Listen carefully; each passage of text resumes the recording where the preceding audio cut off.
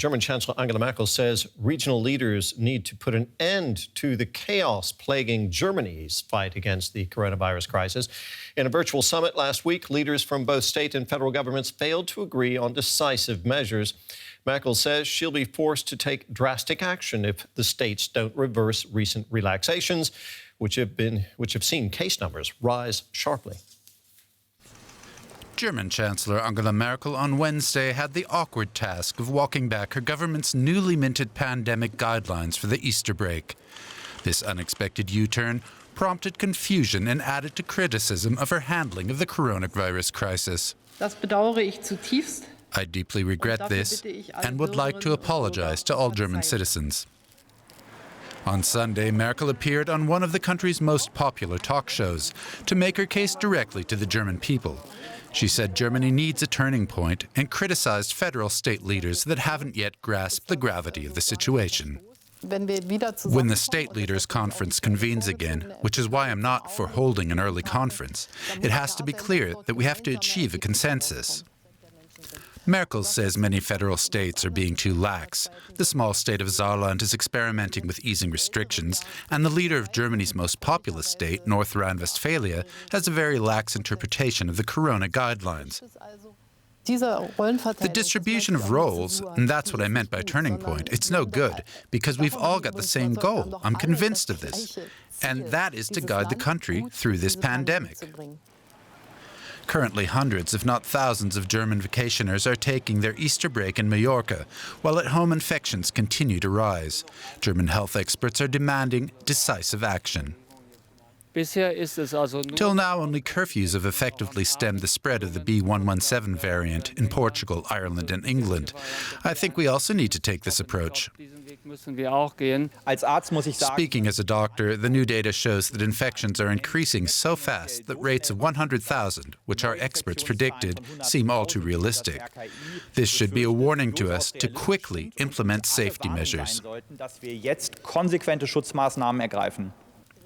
Merkel shares this view and says stricter laws could be necessary, possibly including obligatory tests for companies. She also floated the idea that Germany's lawmakers might pass new legislation faster than the Conference of State Leaders. One possibility would be to revisit the infection protection laws and make changes on a case-by-case basis. We're bound by law to curb the spread, and currently that's not happening. This remains the case now, as it did a week ago.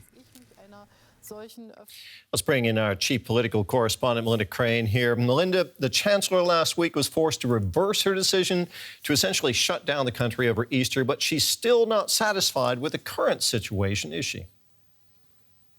No, not in the least. She said in that interview that we just saw a few clips from that the situation is very serious indeed, that she does agree with the virologist's assessment that this third wave could be the worst of all the pandemic waves that we have seen. And the fact that the regional leaders are not taking the situation seriously, quote unquote, does not fill her with joy, a characteristic Merkel understatement. She also said Germany doesn't have much time to get the right measures in place in order to flatten the curve and avert a catastrophe. And she made it very clear that she does not plan to sit idly by and watch the numbers go up to 100,000 new cases a day. So a very thinly veiled threat there from the Chancellor. So the Chancellor sees great urgency in this situation. What would Merkel like to see the states do that they're not doing already? Well, she said that other countries that appear to be getting this new variant to under some degree of control absolutely have relied on harder lockdowns, on curfews, on further limiting contacts between people, and that all of those things need to happen.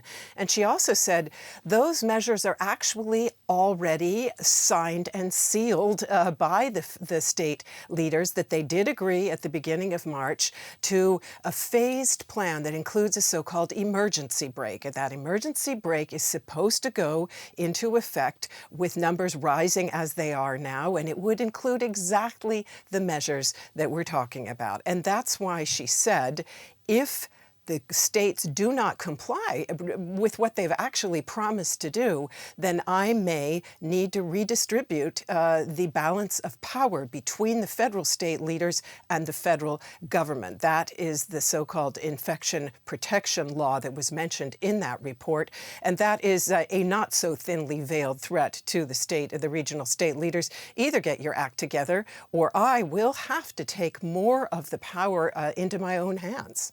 Sort of the nuclear option, as it were. Now, Germany is still struggling with its vaccine rollout. There's a lot of frustration in the country. Did Merkel offer any hope of improvement on the vaccination front, Melinda?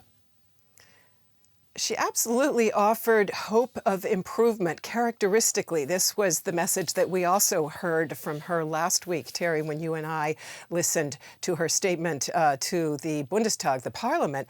She said, you know, we need to be more optimistic when we look toward the future, because the fact is we do have a lot of vaccine now in the pipeline that will soon be available to people. I stand by my pledge that we will vaccinate all those who want to be vaccinated by the end of the summer.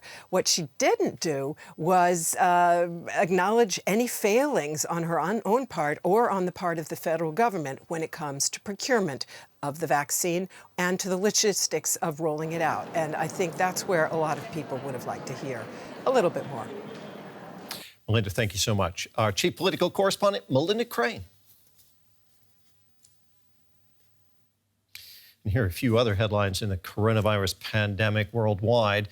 In the Philippines, some 25 million people in Greater Manila and 4 outlying provinces are back in lockdown after a steep rise in cases. Australia's third largest city, Brisbane, is entering a snap 3-day shutdown on Monday evening after several people tested positive for the virus. And England is easing restrictions slightly. People are allowed to meet in small groups and can resume outdoor sports such as basketball, tennis, and golf.